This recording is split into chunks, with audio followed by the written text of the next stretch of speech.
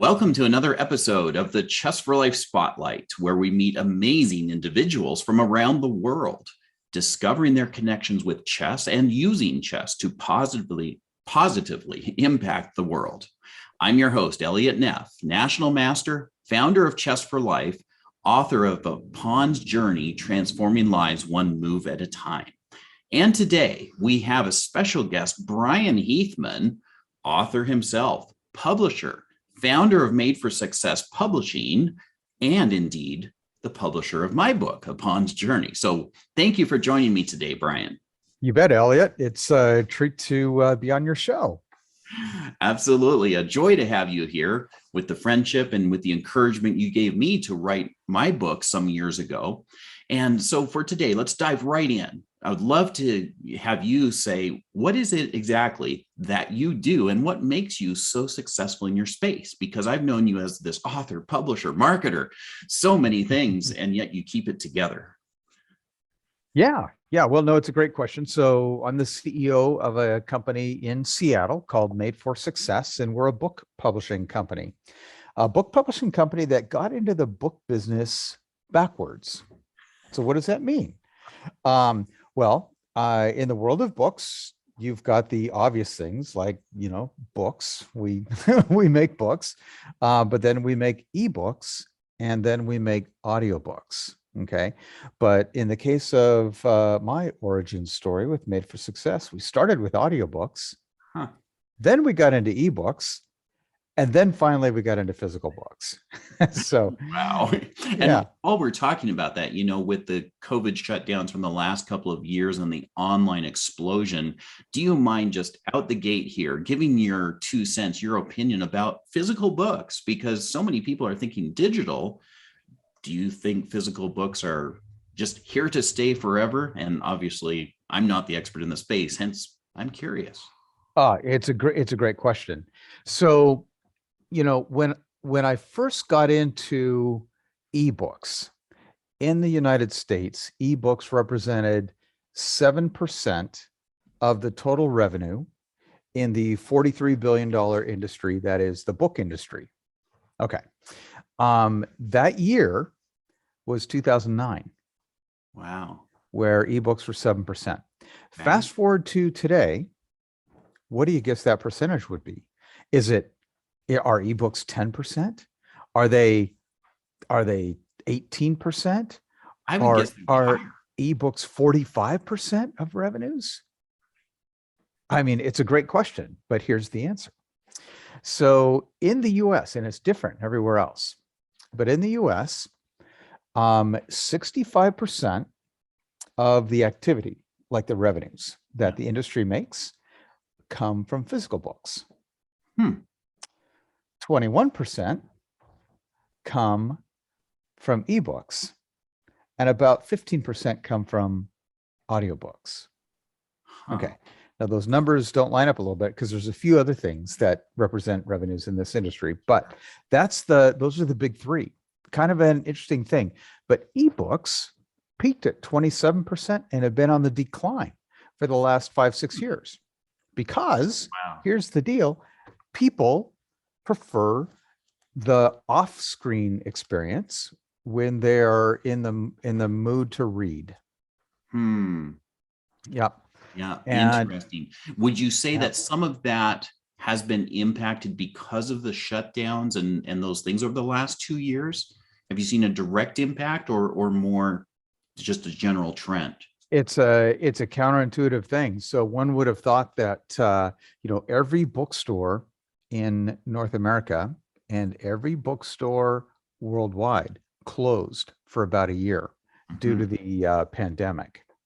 So one would expect that the ebook thing would explode during the pandemic times with all the bookstores being closed, but it was just the opposite. The book business took an uptick, a significant uptick during COVID, and people started reading physical books. So they were ordering the physical books. Now that leads to another interesting question. Where did they buy those physical books if every bookstore in North America was closed? I think the first thing that comes to mind is Amazon. the obvious answer equals Amazon. And today, it's interesting because as a book publisher, right, I'm seeing somewhere between 70 and 75% of every dollar that we make off the sale of a book comes from one company. So, and one could argue that, we are sort of under the thumb of a monopoly when you look at it. But, interesting. So, but one of the things though, that you kind of were alluded to is what makes you successful in this book publishing business. Well, our motto at Made for Success is you tell the story, we tell the world. Okay. And the way that we do that keeps changing all the time. So we've got to be nimble, much like in a chess match where you're adjusting and changing in every given moment. Now, in our world, we're basically using this nimble attitude to shape society. We think that words are important. I personally feel, and this is an interesting thing to think about, I think words can change future outcomes. So I believe power of our words, that is fascinating. And also how you related it immediately to a chess game, which is of course MySpace, being a national master, where everything changes every move. Exactly. Where we make plans, but the new information that comes with every turn has to be carefully evaluated and adapted to as we make our moves. So that is fascinating. What I'm hearing you say is the importance of words, print or audio or ebook, doesn't really matter necessarily the medium, is so crucial that what you're focusing on, you're adapting rapidly to shape the future based upon what you're doing in what you publish. Does that mean that you have a careful filter about who you partner with and who you're going to work with and what kinds of books you're going to put out there? Yeah. We have to turn books away every single day because the sequence of words within that manuscript may not be in alignment with our vision to improve society through the power of words. Wow. Now, but let's think about it, because we're talking about writing books and authors and all these big things. But what's it like for just everyday, like an everyday individual? So we use words when we speak. We use words when we sit down to play a chess match. And I believe those words are important. What are the things that you say right before a match? What things do you want to communicate?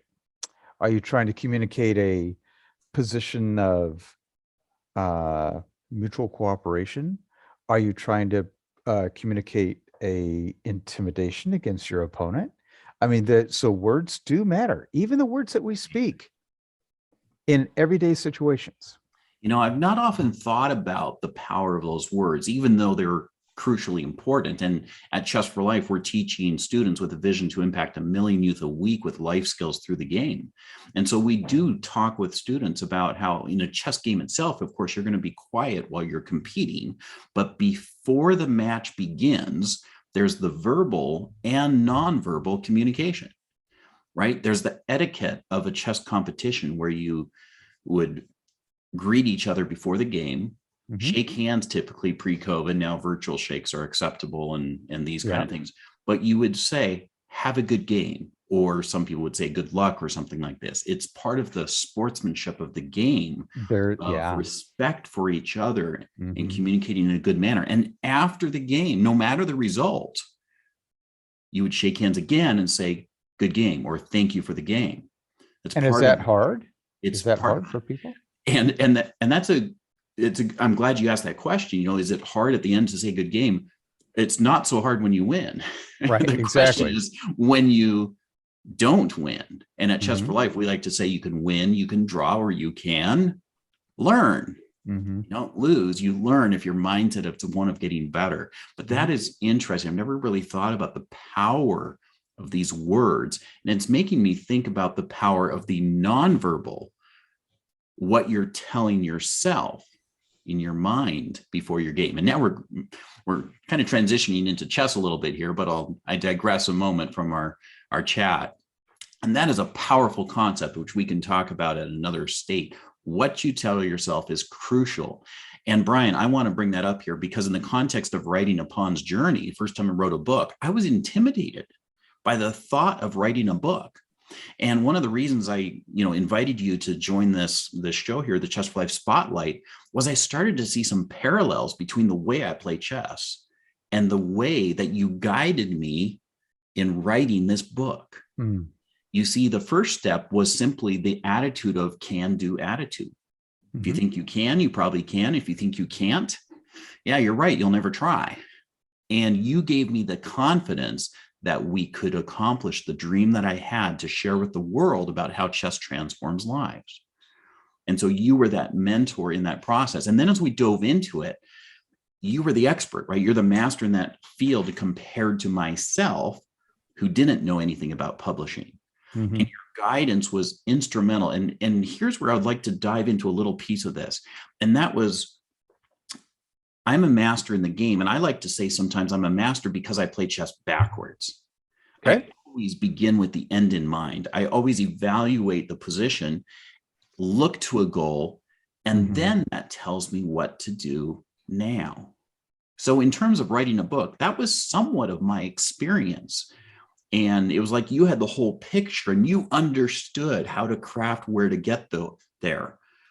And then guided me step by step along the path towards it. Can you? Well, it's kind of funny because you mentioned thinking backwards. Yes. When you approach a chess match. Yes. So you're trying to deconstruct things in a backwards fashion because you've seen these patterns and you've seen them happen over and over again. Writing a book is exactly the same. So a book typically takes a year from the time when you start to the time when you have the finished book in your hand, but it starts backwards. We don't start with a book. We start with putting words, on paper or in a computer system. Okay. But we have to start with the organizational structure. We call it the table of contents. And if you think about a book, and you open it up in the first 10 pages of the book, you're going to flip past the table of contents, but that's where every author starts because that's the outline of what they're going to say. And then they fill in the blanks to get the story. And it's the same with, now we're talking about nonfiction books, like a business book or a self-help book. But if you think about fiction books, like, think of your favorite, fiction book, like a Harry Potter novel or whatever your favorite type of reading is, they start in the same fashion with a list of characters, what they do, what their character traits are like. But when we looked at the process of writing a pawn's journey, I see the outcome at the end of the year-long process, and we start backwards with creating the structure, writing the materials, getting them edited. And in your case, you were quite unique. So I've coached dozens and dozens and dozens of people from all around the world to write books. And everybody's a really interesting thought leader, really smart individuals with some incredible ideas.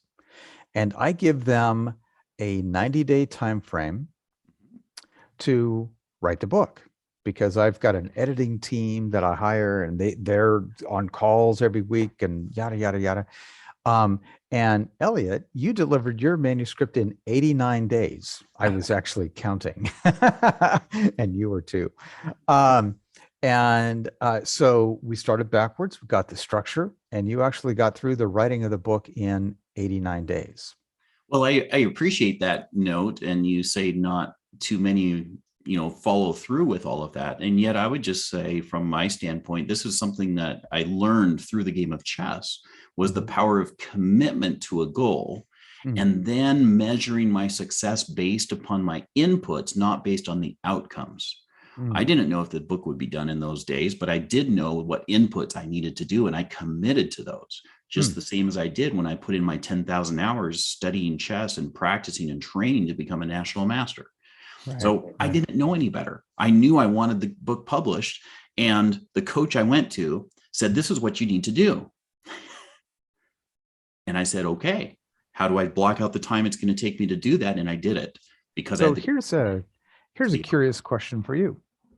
In your training to become a national master, what percent of that training came from coaches, and what percent of that training came from books? Fascinating question. Maybe 1% came from coaches for me. We didn't have the resources when I was young to afford high-level professional coaches. So I studied well over 100 chess books, cover to cover, training and learning from everyone I could. And then I leveraged the lack of coaches. By every competition game I played, I tried to learn from my opponent. So in some ways, you could say maybe I had 300 coaches, because every person I played, I would ask them after the game. And many of them may still remember this. I would always ask them after the game, "Hey, do you mind reviewing the game together? Can we talk about it? See what we could have done better?" Anytime I learned, I would always do that. And if I won the game and it felt too easy, I would still offer it, because I believed even in winning, there's things I can learn from every person I play with. And that was the way that I went on. But understanding that lack is why when we met, and I went, "Well, you've got the experience here that I don't have. Let me see if I can jump forward without making the same mistakes that you would recognize could likely be made." Why would I want to repeat those? And hence that really helped. So now, books are a funny thing, but I want to ask you a little trivia question. You may or may not even know the answer to this question. But when was chess invented? What year? Great question. And I'm not the expert on the subject. However, from the things that I'm aware, there were variants of the game of chess that go far back. We're talking as far back as several thousand or a couple thousand years. Okay. BC is, I believe, the first time that there was a semblance of the game, from the ancient dynasties in China and in India. And Chaturanga is sometimes considered to be the precursor to chess that's very similar to it. But we're talking the game has been played for millennia as a representation of a strategy battle type of game. The game we know today as Western chess with its current rules went through its current form. The latest change that led to its form today, I believe, was in the 1800s, the early 1800s. And what we saw was, from the Eastern societies, the pieces moved kind of representative of the society. And as it moved to the West, supposedly it came with Marco Polo, perhaps, to the European area. The pieces' powers changed to reflect society. So the queen became a very powerful figure, whereas there wasn't really a queen in the society of the East at the time. And so we saw some rules changes that morphed into today's game as we know it now. And so you would attribute this to the 1800s coming out of Europe, the way the game is shaped today, the way North American chess is played. Western chess was really shaped through the European influence over a few hundred years. Interesting. And the latest minor changes occurred, yes, around the 1800s. Okay. So here's another trivia question for you, and you're not going to know the answer to this, but I'm going to ask it anyway, just to get people thinking. If you had to guess, what year books were invented, what year do you think that would be? And there's no right or wrong answer here. Yeah, now that's a fun question. I've never been asked, for sure. All right. Bryan. And in terms of that, I would quantify, do you mean a book with a fold, or do you mean a scroll, or just writing? Because we're Exactly. talking writing, right? We're thinking back to the papyrus of Egypt, probably is Yep. the earliest thing I can think of So from. written word, yep, has been Mhm, around for a long time. But absolutely. there was a political exile from Germany in the year 1450 who invented this machine. You're not talking about Gutenberg, are you? It's called the Gutenberg press. Yes, Exactly. absolutely. Um, Printing press so is what so allowed the books, explosion of books, right? Because they could yeah, print them quickly yeah, versus hand copy these scrolls. yeah.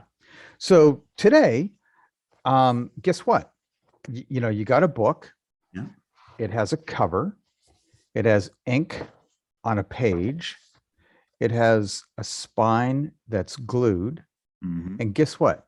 This technology was invented back in 1450. All right. Wow. So the form of a book really hasn't changed all that much since Wow. the 1400s. And think about 1400s. I mean, That's these amazing. these are the days when Leonardo da Vinci was, working on the Mona Lisa. I mean, it's on the Mona Lisa, same exact time frame. Um, and the form Wow. of a book has not changed in a material way. And this widget, even today in the year 2022, um, it still represents 65% of this industry, the book industry. Wow. Now, it's interesting for you to hear, or for me to hear, that your training to get to be a national master Yeah. was attributed largely to books. Correct. So, do ideas matter? Absolutely. Perhaps they do. Um, is it an important skill to read? Hmm. Perhaps it is. Is it an important skill to understand how words can shape a future? Totally. Perhaps there is some interesting things that you can think about. Now, when you think about chess and the aspect of planning, okay, you sit down and you have a plan for everything. Now, when we were talking books, we set a plan, and that plan took us 12 months to execute. Okay. So how long does it take to set a plan for a chess match? Is it Nice. is it an hour? Is it 3 hours? So, in terms of a plan in the game of chess, let me answer it, but let me first ask you, if you don't mind, to give some context. You know how to play the game of chess. Do you mind sharing when you learned, how far you went, just so I can have that context in responding to planning? Yeah, yeah. So I am a amateur chess player that I would say I would not characterize myself as an enthusiast, meaning I haven't read a chess book. I've never played a tournament, but I love playing the game recreationally, and we'll play one game of or I'll, one day a month. I'll play speed chess with a friend.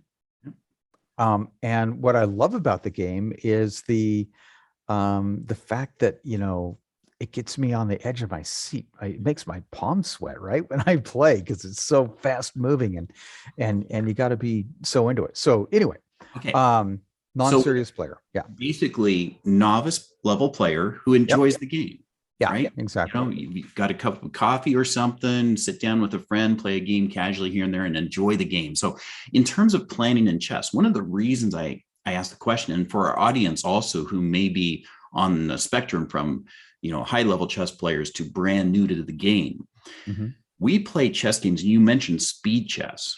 And typically that means about 5 minutes per side for all the moves in the game. Now, some people will just play fast chess without a timer, but there's literally timers where if you run out of time, you lose the game. So every move has to be played within those 5 minutes. And I and some others, especially with the advent of the online space will play games like bullet chess, where you have 60 seconds to play all the moves in the game. Contrast that with national championships that we would compete in, where a single game could last 4 hours, 2 hours each side. And when I was young, my longest ever game was over 8 hours. So when we talk about planning, we can talk about a different spectrum, right? If you're playing fast games, you're making very short-term little goals, little steps to make progress. But now let's talk in the context of more like a national competition, which would be more relatable to writing a book, right? It's a long journey going through this path of writing. And so making it plan in a high-level chess game involves deep thinking about evaluating what is on the chessboard to begin with, because you start with what is there. And so understanding as the game progresses, even what are my strengths and what are my weaknesses? What are my opponent's strengths in the position? What are the inputs that could lead to a likely positive outcome? Most people would know checkmate is the goal in a game of chess. But a chess master, while that's always in your mind, is looking at the accumulation of smaller advantages, which will create enough power and strength in the position to achieve the checkmate later. And so we're looking at that and creating this longer term objective, kind of like a business plan. You may have a 10-year objective like Chess4Life, 1 million kids a week learning life skills through the game. But then you need to break it down into bite-sized chunks. To achieve this, what do I need to achieve first? And then backtrack that to what do I need to do the next 3 years, the next year, the next quarter, this week. And then finally, today. And that choice for what I'm going to do today is like choosing which move you're going to play in a chess game.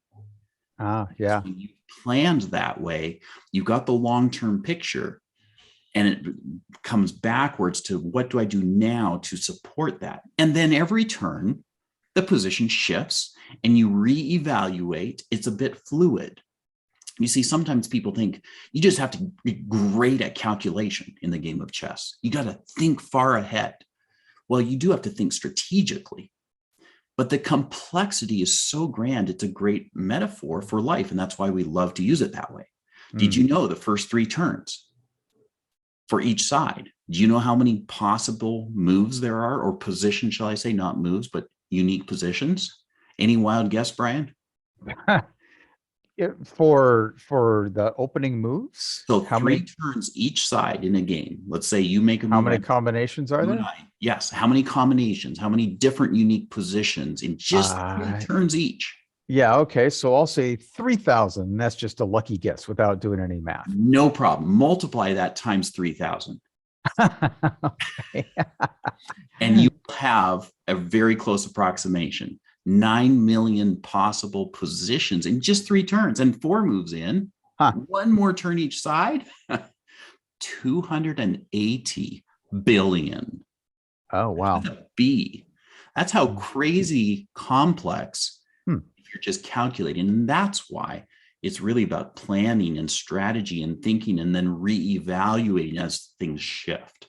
Anyway, we've gone down this path of planning in chess, and I've really appreciated the conversation, Bryan. You know, these parallels between chess and how you think as a publisher, as an author. Let's just move on here before we wrap up. I've got a few questions that I'd love to just ask you. Yeah, sure. You know, at Chess4Life, we talk about mindsets of success, and we have 10 of them, and we incorporate those into the book. As you're working in Made for Success Publishing and you're helping authors bring to life these things, how critical is your mindset and things like resilience and grit in these attitudes that we talk about? What parallels do you see? Yeah, well, there's huge parallels in mindset. The thing about writing and publishing a book, it's a roller coaster of emotions. And it starts with, what are you going to say? And it's like, well, I've got all these things that I want to say. And okay, well, let's structure them. And then you start to write, and then you realize, this whole writing thing is really hard. And I've got all these questions. Do I talk about future tense or past tense, or do I use present tense? How do I structure quotation marks in something that somebody verbally says? And there's all these rules that we all learned, right, when we were in school. But depending on how much attention you paid to grammar and punctuation and these type of things, would determine how many of these rules that you remember. Okay. Then we get to the cover. We design the cover, so that's the opening moves, right? In writing a book, it's getting things written. Then we've got the middle game. The middle game is about editing the entire manuscript. It's about creating the cover, and it's about setting a plan for how we tell people that the book is on the market. Why is that important? All right. So we talked about 3 million different combinations within the first 3 moves of both sides on a chessboard. Well, oddly enough, the number of books published last year was 3.2 million. So we have the same combination of overwhelming choice when we decide what we want to read. Right. Because there's 3 million choices of new books, not to talk about all the ones that were published the year before, or the year before, or the year before, dating all the way back to 1450. Yeah, right, exactly. So there's a lot of choice. And so we got to get the word out.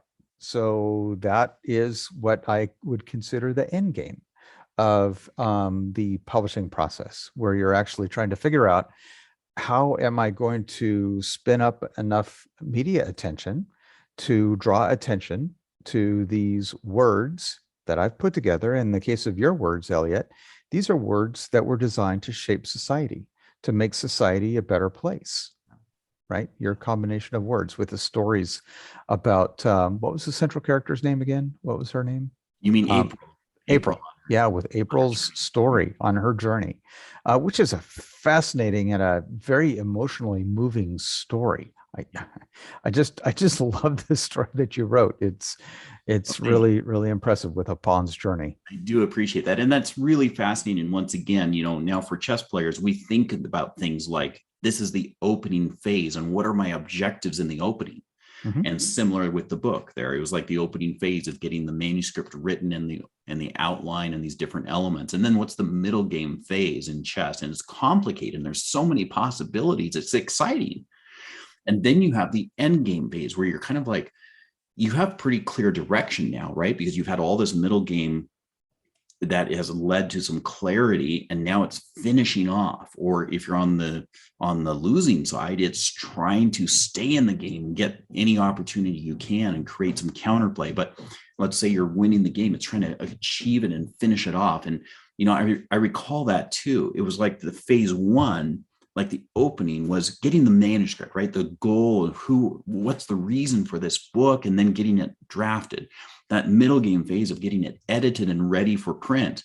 But that end game, just like I like to say, the end game is crucially important. Without the end game, you don't finish well. And with the end game, how do you get it in the book into the hands of the people you're trying to influence? So learning to do that. And I appreciated the walking with you through all of those steps of this journey. Now, before we wrap up, because we're getting lower on time here, there's a few questions. Normally I like to start, but we had so much fun jumping right in. I like to ask a few more ones here, just for our audience to get to know you as a person a little bit better, if you don't mind. Yeah. So first one, do you have a favorite hobby or sport? Well, I do. And one is a hobby, and the second is a sport. So on the sports side, I play tennis. And tennis, they say that the old saying is,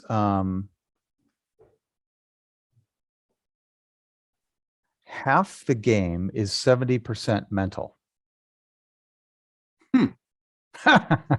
So, and the punchline there is that it is a mental game.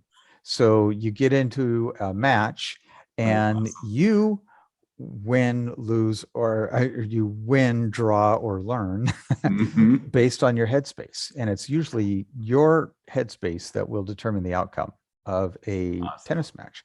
Love Um, tennis too. That's a yeah, it's fun. great hobby. On the hobby side, so there's my sport. That's what keeps me active. And that's how I try to stay in shape. Hobby side, I'm a musician. I'm a professional trombonist. And for over a decade, I owned a 17-piece swing band, meaning that Wow. we would do like West Coast swing for, Right. Frank Sinatra type classics or Michael Bublé and that type of thing. And we played events all over the Pacific Northwest. So it's very fun, and it's been a hobby that I've been able to carry with me for a That lifetime. is awesome. My Yeah. workout is lifting chess pieces. Doesn't quite equate. I have to find some heavier sets here. And Yeah. you may have touched on this already, but what is something unique about you that almost nobody knows? Well, let's see. Um, One thing that I guess is interesting, so I own a business, right? Publishing books. But one thing that, I don't share very often is that most of the time, I don't work here in my office. Most of the time, I'm out on the road. And so I live in a town called Seattle, and it rains often here. So I try to be places where it doesn't rain during the rainy season. So I do a fair bit of That's awesome. travel. Yeah. So you basically have a remote workspace. Were you doing that pre-COVID, or was that more an outcome of COVID? Yeah. I actually set the vision to Mhm. work remote 8 years ago Nice. and spent a year trying to figure out what kind of tools we could use That's for awesome. all of our team members to be Right. able to work remote as well. So you were preparing for the future and didn't know it. And we didn't even know it. Yeah. That's And when awesome. COVID came on and the shutdown came, we didn't miss a beat because we were already working Right. effectively in a virtual That's fashion. awesome. Last few Yeah. questions here. One quick one. What's a bucket list item that you are totally looking forward to still accomplishing in your future? Well, on the fun side, I would love to go to all four um, opens in 12 months. And as a tennis fan, there are four big games. You've got the Wimbledon, which happens in England. You've got the Australian Open, which happens oddly enough in Australia. You've got the French Open, which is in kind of near Paris. And then you've got the US Open, which is in Manhattan in September. Yeah. And so Awesome. it'd be fun, bucket list kind of thing, if I wasn't, if I had no financial constraints, and I had no work constraints, I would travel to these four countries and watch tennis. That'd be really All in fun. one year? All in one year. Yeah. That would be awesome. Let me know what year you're going to do it. Yeah. And then last two things. Uh, what's the big accomplishment in life that you want to achieve sometime in the next, you name it, 1 year, 3 years, 10 years, or even your lifetime? You know, I've thought about that. So, when I think about what one of the things that comes up in conversation is what kind of advice would you have if you could advise your younger self? And it kind of gets to that, what's one big thing that you'd like to achieve? Um, but I was kind of thinking about that, and this actually came up in conversation organically 2 weeks ago. Hmm. Um, and the question really is, instead of what kind of advice would you give your younger self? The question is, what kind of advice would you give your current self? And it's an entirely different thing. That really sets you back in your chair and go, what kind of advice can I give myself? So is that advice to spend more time preparing for an upcoming match? Is it, what advice could I give my current self? Should I read a book on strategy? Um, what can, or can I start to write a paper for school about what lessons I learned through the game of chess that I can apply to my life? Those are types of things that would be kind of an interesting matrix to think about. Hmm, hmm. Fascinating. So really appreciate you joining me today, Bryan. Thanks for taking the time. It was awesome getting to meet you, get to know you in the journey of publishing upon's journey. Any last thing you'd like to share to our audience? How can our audience, learn more about your work, follow, listen along as you do your journey? Are you going to blog about your tennis journey? Yeah, exactly. How can our audience learn more about you and Made for Success? Yeah.